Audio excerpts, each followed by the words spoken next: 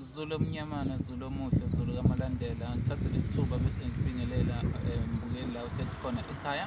Igama lami-ke ngu-King Tholamasu PS, igama lami lelo-ke. Ngikubukele kule ngosi esikuyona njengamanje ethi injulamsamo namaphupho. Siyatholakala-ke ngaphambi singene nje u-like ipage lethu injulamsamo namaphupho ku-Facebook, kanjalo noku-YouTube injulamsamo namaphupho. Siyatholakala, usubscribe lapho.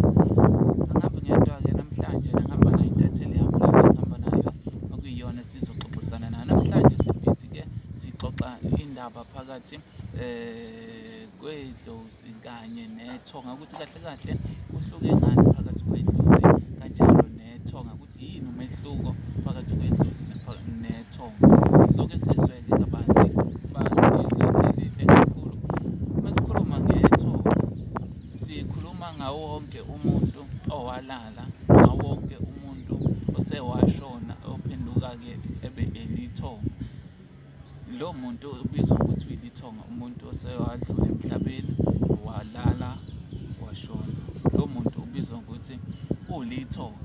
Uma sesikhuluma-ke ngokuthi yini idlozi, idlozi liqala umuntu abe ithongo, emveni kwalapho-ke bese evukela kumuntu ophilayo, sesimbiza ukuthi lapho uyidlozi.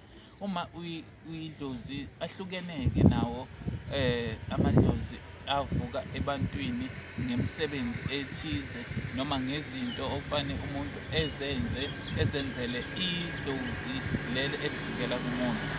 Uma sizobala nje ezinye zezinto sizofike sibe nomuntu ofike kuthiwa uvukile wavukela kumuntu uthizeni, wafuna ukuthi ufuna ukwenza umsebenzi ethathela umsebenzi. Sikhuluma umsebenzi, sikhuluma umsebenzi weyikhwama, sikhuluma ngokwelapha, sikhuluma mhlampe ngokuthi umuntu uzovuka ukuthi kukhona babesebenza ngokwesonto, avuke ngesithunywa, avuke ngakho konke lokho. Sizoqala sihlaziye nakhona futhi esithunyweni. Isithunywa kwazi kuvele kube isithunywa, kunomuntu osuke walala nalapho ovuka abe lidlozi lesithunywa, asuke sekuba ukuthi fanele enzelwe leyo nto leyo ayifunayo isithunywa. Bese sibuyela la edlozini. Edlozini ahlukene kaningi-ke. Omunye umuntu uzothi mina kuthiwa nginedlozi, warawara idlozi.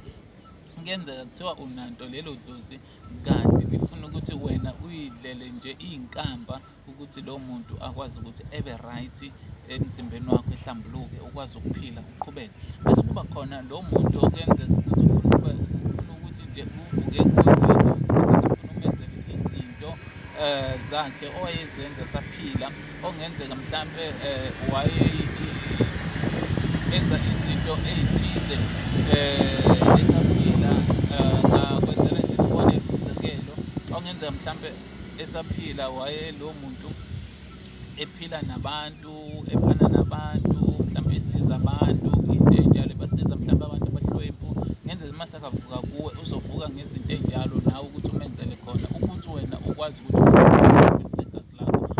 Engeke sikuphikeke ukuthi amadlozi amaningi bevuka, wavukela ukuthi wonke umuntu kufanele saba nesiphiwo sokuthi sofanele lapho, sokufanele abe yinyanga, sangoma, yonke leyo nto leyo. Kuyenzeka nje ukuthi ufanele likugulise, fanele uvuke ulenze lokuhamba emzimbeni wakho, uhlambuluke, uphile ukuze ukwazi ukuqhubeka nempilo. Nalokuphila kwakho egazini ukuphila kwalo lokho.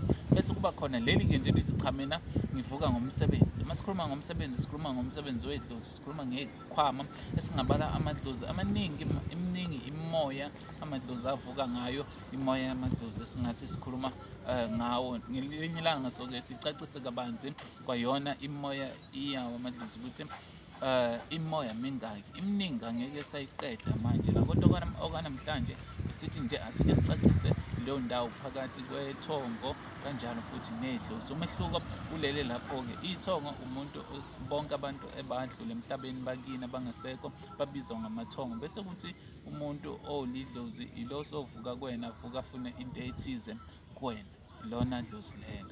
Siyabonga, siyatholakala, ungakhohlwa subscribe lapho injulamsamo namaphupho la sitholakala khona. Kanti inamba yami futhi ngiyatholakala 076 522 1458, 076 522 1458. Igama lami nguKing Tholamasu, ngithola la kwaMhlaba Uyalingana.